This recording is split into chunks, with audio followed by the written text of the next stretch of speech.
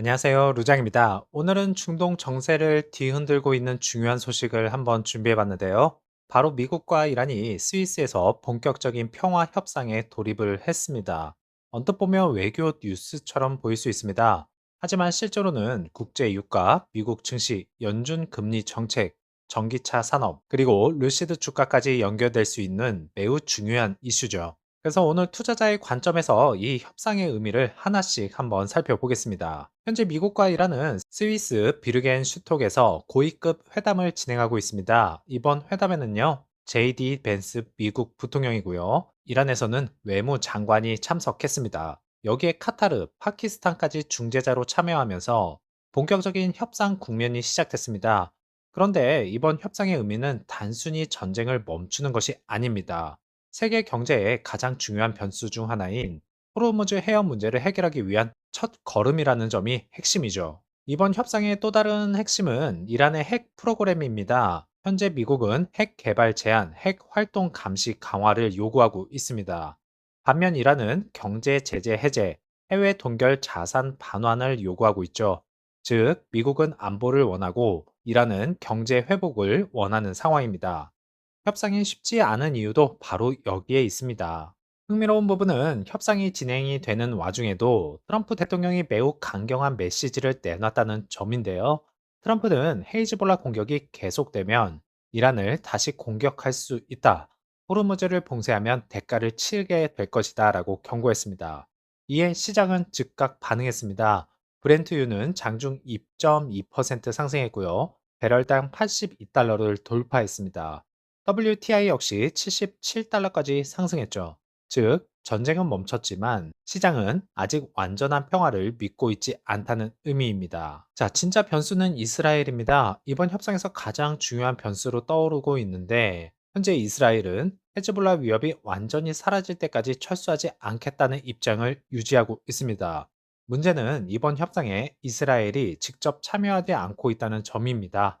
따라서 미국과 이란이 합의에 도달을 하더라도 이스라엘과 헤즈볼라의 충돌이 지속되면 중동 리스크는 다시 커질 수 있습니다. 현재 시장은 세 가지 시나리오를 그리고 있죠. 협상에 성공하게 될 경우 호르무즈 해협 완전 개방, 이란 원유 수출 정상화, 유가 안정, 인플레이션 완화, 연준 금리 인하 기대 확대.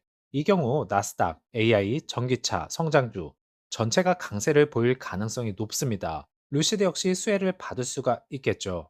두 번째로는 협상 장기화입니다. 현재 가장 가능성이 높은 시나리오라고 할 수도 있겠는데요.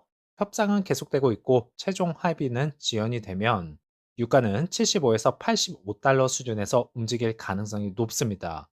증시는 방향성을 찾지 못한 채 또다시 변동성 장세를 이어갈 수 있습니다. 세 번째로는 가장 위험한 시나리오죠. 협상 실패. 레바논 전면전과 헤즈볼라 충돌 확대, 그리고 호르무즈 재봉쇄. 이 경우 유가가 다시 폭등하게 될 것이고요. 인플레이션 재상승, 나스닥 하락, 성장주 압박으로 이어질 수 있습니다. 이번 미국과 이란의 협상은 단순한 외교 이벤트가 아닙니다. 세계 경제의 핵심 변수인 유가와 금리, 그리고 성장주 투자 심리를 결정할 수 있는 중요한 출발점이죠. 아직 갈 길은 멀고 이스라엘이라는 큰 변수가 남아있지만 분명한 사실은 하나입니다. 총성이 오가던 양측이 이제는 협상 테이블에 앉았다는 것입니다. 시장은 언제나 전쟁보다 평화를 더 높게 평가합니다. 그리고 투자자들은 지금부터 시작되는 60일의 협상 과정을 매우 주의 깊게 지켜볼 필요가 있겠습니다. 자, 루시드 우버 그리고 누로가 함께 추진하고 있는 로보택시 프로젝트가 두 번째 서비스 도시로 휴스턴을 공식 확정했다는 소식인데요. 많은 투자자들이 지금 루시드를 이야기할 때 차량 판매, 주가, 평균 보유량만 바라보고 있습니다. 하지만 시장이 놓치고 있는 것이 하나 있죠. 바로 루시드가 단순한 자동차 회사가 아니라 미래 모빌리티 플랫폼 기업으로 변신을 시도하고 있다는 점입니다.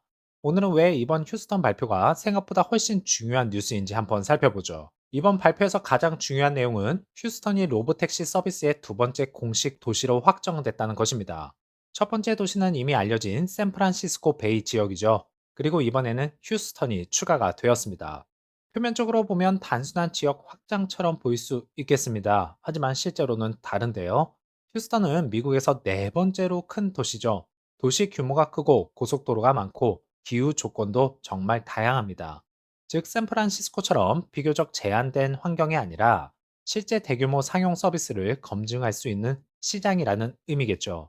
만약 휴스턴에서도 성공한다면 이후 수십 개 도시 확장 가능성이 훨씬 높아집니다. 자, 많은 분들이 아직 초기 단계 아닌가요? 라고 생각할 수도 있겠습니다. 그런데 공개된 내용을 보면 상황이 다릅니다. 현재 약 100대 규모의 테스트 차량이 캘리포니아와 텍사스에서 24시간 365일 운영되고 있습니다. 여기에 누로는 이미 1919년부터 휴스턴에서 자율주행 데이터를 축적해 왔죠. 즉, 휴스턴 발표는 단순한 계획 발표가 아니라 이미 상당한 검증이 끝난 상태에서 나온 발표라고 볼 수 있겠습니다. 이번 발표에서 또 하나 중요한 부분은 실비오 나폴리 CEO가 직접 언급한 내용입니다. 루시드는 현재 애리조나 AMP1 공장에서요, 첫 번째 생산 검증용 로보택시를 제조할 준비를 하고 있다고 밝혔죠.